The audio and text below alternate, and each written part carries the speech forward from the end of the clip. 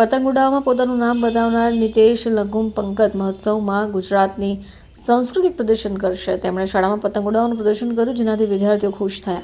નિતેશ લઘુમ જણાવે છે કે હું રેડિયન્ટ ઇન્ટરનેશનલ શાળામાં પતંગ ઉડાવવા માટે આવ્યો હોય, બાળકોએ પણ મારો પતંગ ઉડાવતા જોઈ ભારત ભારતના નારા લગાવી ઉત્સાહિત કર્યો। મને છેલ્લા 5 વર્ષથી પતંગ ઉડાડવાનો શોખ છે। આજે મારી પાસે 4900 પતંગો છે, જે ભારતમાં સૌથી મોટો સંગ્રહ કહેવાય છે।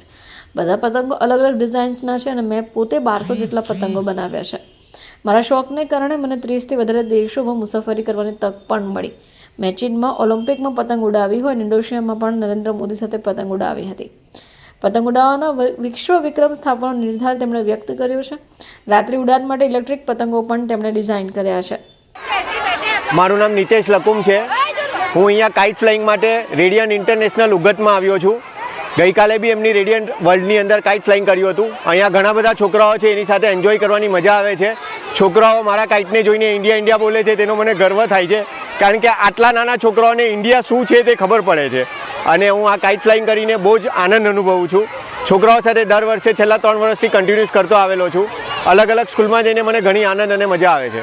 નિતેશભાઈ, આપણે કેટલા વર્ષોથી આ કાઇટ ફ્લાઇંગનો તમને શોખ છે અને આટલા વર્ષોમાં આપણે નવા કાઇટ કેવી રીતે બનાવીએ છીએ તે વિશે પણ કહો। મને છેલ્લા 5 વર્ષનો હતો ત્યારથી કાઇટ ફ્લાઇંગનો શોખ હતો। 10 વર્ષનો થયો ત્યાર પછી મને નેશનલ અને ઇન્ટરનેશનલ લેવલની ખબર પડી। ધીરે ધીરે 15 વર્ષ પછી મેં સ્ટાર્ટ કર્યું ઇન્ટરનેશનલ લેવલથી।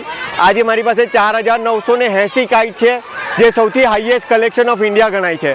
અને બધા જ કાઇટ અલગ અલગ ડિઝાઇન અને અલગ અલગ પ્રકારના છે। કોઈ બી કાઇટનું રિપીટેશન નથી થયું। જેમાંથી 1200 કાઇટ મેં જાતે બનાવ્યા છે, જેનું ડિઝાઇનિંગ અને પેઇન્ટિંગ કરીને અમે લોકોએ રેડી કર્યા છે। આ તમારો શોખ છે કે આને તમે પ્રોફેશનલી વર્ક કરો? આ મારી હોબી છે અને મારી હોબીએ મને 30થી 40 કન્ટ્રી ફરવા મોકલી દીધો। આ હોબીની અંદર ફરતા ફરતા મને ઘણો આનંદ થયો। તમારા મૂળ એચિવમેન્ટ આની અંદર કયા?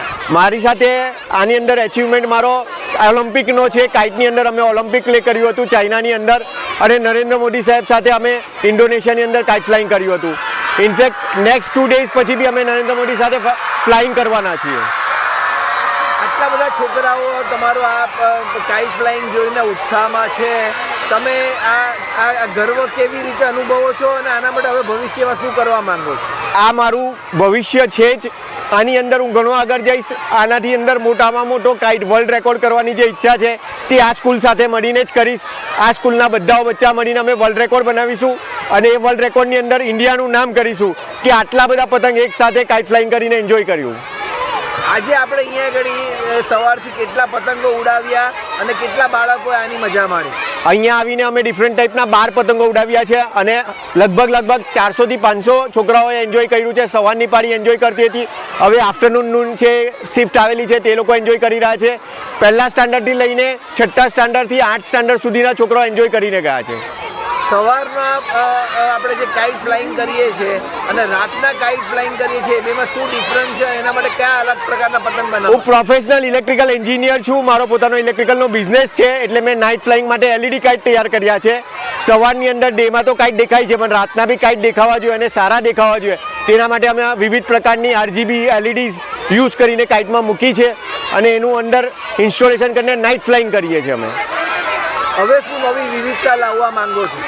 કાઇટની અંદર અમે ઘણી બધી વિવિધતા અત્યાર સુધીમાં લાવી ચૂક્યા છે। રિમોટ કંટ્રોલ કાઇટ્સ બી આવી ગયા છે, ઇલેક્ટ્રોનિક્સ કાઇટ બી આવી ગયા છે। હવે અમે જે કાઇટ્સ લાવી રહ્યા છે તેની અંદર એવું લાવી રહ્યા છે કે ડે અને નાઇટ કોમન કાઇટ ફ્લાઇંગ થઈ જાય।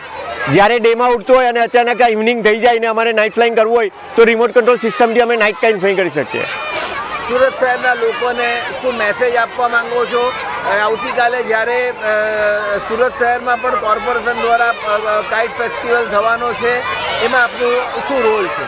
સુરત શહેરની અંદર ટુરિઝમ ડિપાર્ટમેન્ટ દ્વારા કોર્પોરેશનની મદદથી કાઇટ ફ્લાઇંગનું કામ થઈ રહ્યું છે। તેની અંદર અમે નવો કાઇટ લઈને આવ્યા છે, જે ગુજરાતનો કાઇટ છે। ગુજરાતની દરેક પ્રકારની ઓળખ અમે એની અંદર આપેલી છે। ગીરના જંગલનો સિંહ આપ્યો છે, ગરબા રમતા છોકરાઓ આપ્યા છે, કાઇટ ઉડાવતા છોકરાઓ આપ્યા છે, સીદી સૈયદની જાળી આપી છે, સ્ટેચ્યુ ઓફ યુનિટી આપ્યું છે અને સોમનાથનું ટેમ્પલ આપ્યું છે। આ બધી યુનિટીઓ, બધી વસ્તુઓ મળીને એક ગુજરાતનું આખું વર્ણન કરે છે। એટલે ગુજરાતના વર્ણન કરતો કાઇટ પ્લસ અમે 15 મીટરનો હનુમાન બનાવ્યો છે। એ હનુમાન સાથે ફ્લાય કરવાના છે।